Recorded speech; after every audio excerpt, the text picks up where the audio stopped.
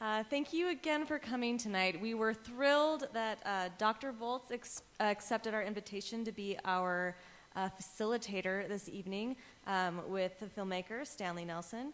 I just want to read a quick bio. Noel Voltz is an assistant professor of history at the University of Utah. Professor Voltz is a scholar of African American and African diasporic history. She earned her PhD in history in 2014 from The Ohio State University, and for the past 2 years, she has been an assistant professor of American history at Trinity Washington University in Washington, D.C. Please join me in welcoming Dr. Voltz. Thank you all for allowing me to join you here today. I was so honored to have KUED invite me to come and introduce the wonderful director of this film. As she mentioned, I am a professor of African American history at the U now, and when I see films like this, they really and truly inspire me, and I hope that you guys left inspired as well. So let me tell you a little bit about the director of this film. Meet, everyone, Stanley Nelson. He is one of the preeminent documentary filmmakers of this time. He has directed and produced over 12 documentary films, including some of my favorites, which I took off the list, which include The Black Panthers, Vanguard of the Revolution, Freedom Summer, Freedom Riders, and The Murder of Emmett Till. Tell Them We Are Rising is actually his latest film, and it premiered 2017 at the Sundance Film Festival, and it premiered to incredibly rave reviews. So I am so honored to welcome Stanley here with us, and he is in and joining us here from New York. So we're going to go ahead and kind of start a Q&A. This is a great opportunity. So everybody, want to give him a round of applause? Thank you for the film first. Thank you. So how we're going to basically work this now is we have about 20 minutes to ask questions, and there are 2 mics up here that will allow you to speak directly to Stanley. And so I've prepared about 2 questions to kick us off, get us going, and then I am turning it over to you guys to let you guys ask any questions that you may have. So I guess the starting question that I had was, I would love to hear you talk a little bit more about what inspired you, maybe, or not. Welcome back. What inspired you to produce this film? I think there were a number of things that inspired me. You can hear me good? Can you hear me? Oh yeah, you're all set. Okay, great. So I think there were a number of things. I mean, the simple thing was that my parents went to HBCUs. My father went to Howard in Washington, D.C. My mother went to Talladega. And so, you know, they went to college in the 1930s. And it changed their lives and changed my life and changed, you know, my kids' life all down through the generations, the fact that there was a college and universities that they could go to. So that was one reason. I think, you know, that I'm very interested in telling stories about institutions that have sustained the African-American community in this country. And Black colleges and universities have been really instrumental in that. So that was another reason. I think, though, you know, as a filmmaker, one of the reasons was that there are just, you know, so many great pictures and so much great footage that you saw, you know, that haven't been used before. You know, the great shots of people graduating and all those other things, and they're great stories that haven't been told. So, you know, put it all together, I thought it would make a really inspirational and interesting film. Absolutely. Thank you so much. And that actually piggybacks directly into my second question. As a historian, I know about the process and craft of creating, say, historical research. How do you blend that craft in making a documentary? How do you approach the process of creating this kind of a film? Well, one of the things that you know, I knew early on that I wanted to do was tell stories. You know, there's over 100, there's about 103 HBCUs that still exist. And, you know, we didn't want it just to be a laundry list and then there's this school and that school and this school and that school. But we really wanted to tell stories. I think that's what film does best, tell stories with characters. So we looked for, you know, stories that were really important to the development of HBCUs, but also to the development of this country. And, you know, by starting with that as our basis, those stories, you know, we then went to try to tell this whole larger story of the history of HBCUs. Awesome. So I'm going to open it up to the audience. Everybody, questions?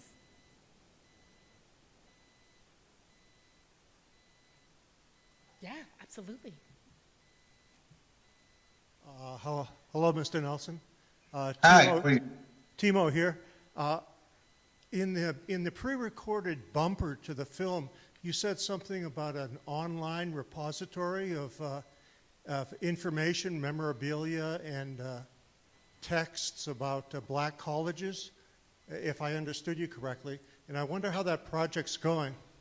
It's going great. What we've done was, we realized that there was so much more information and so much other great things that we couldn't include in the film that we started what we're calling the digital yearbook. And we're asking people who have pictures, letters, photos of themselves, their parents, their great-grandparents, whatever, to upload them. You can find out more information about that by going to hbcrising.com. That's hbcrising.com. And, we've been collecting this material, and it'll all reside forever at the Schomburg Library. And one of the great things is that you upload it. You don't have to part with anything. You don't have to put anything in the mail. You don't have to trust us to get it back to you. You upload it to us. And if you go to hbcrising.com, it gives instructions on how you can do that. Great idea. Good luck with that. Thank you. It's been going great. Any other questions out there? Well, one thing I can talk about while we're waiting for the question is, this film, it hasn't aired yet. It airs on PBS on February 19th, in less than 2 weeks. So it's been an amazing journey from the premiere at Sundance a little over a year ago there to now, when finally the film will air. So please, if you're sitting there in the audience, tell your friends to tell their friends. February 19th, it'll air all over the country on PBS. Perfect. And we have somebody here waiting for a question. At the end of the film, you alluded to the fact that several of the HBCs are closing. What do you see the evolution of the remaining schools in the future?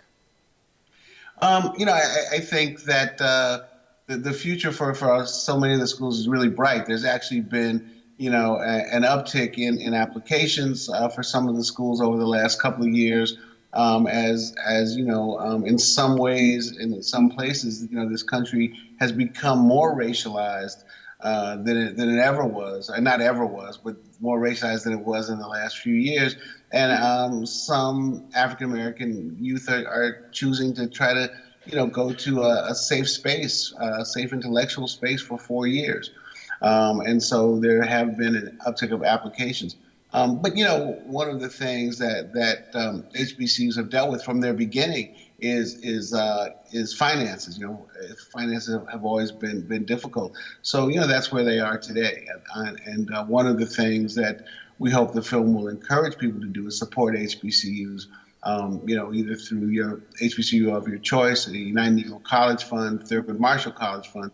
There are other ways to support HBCUs, because I think that until racialism ends in this country, we're going to still need HBCUs, and I think we're unfortunately, it seems in some ways that we're getting further away from that rather than closer.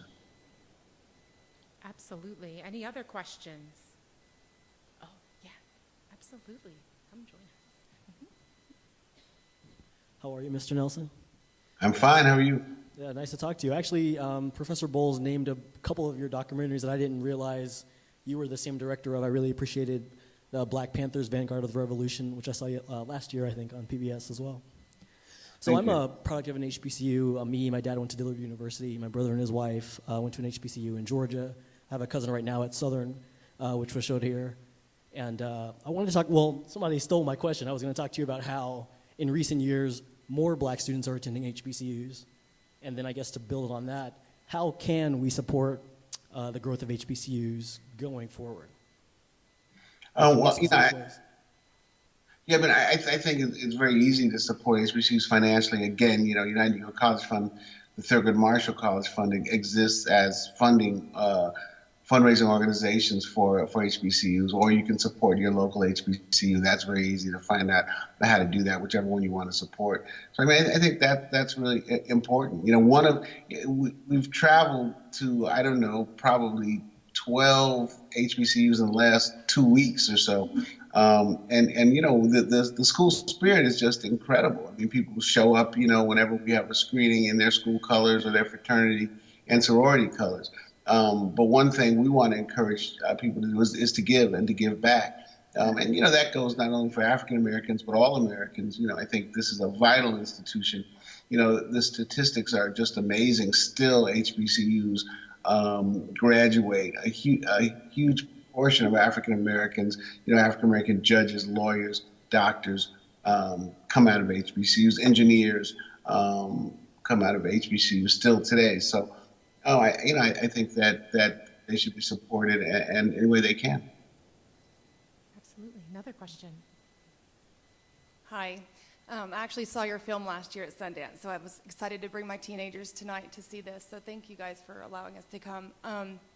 Thank you. What's the status of the equity in funding at this point between HBCUs and other state schools or other public schools?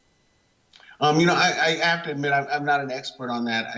I actually taught at Morgan State in Maryland for a year, 2015, 2016, and they have a suit against the state. I think they just won the first round, you know, but it's going to go on forever, for a while. But, you know, there is still an inequity of funding, and I think, you know, one of the things that HBCUs are doing all over the country is suing and trying to get an equity in funding. But I'm really not the expert on that. I'm sorry. Thank you. Thank you. Any other questions? We have another one coming down.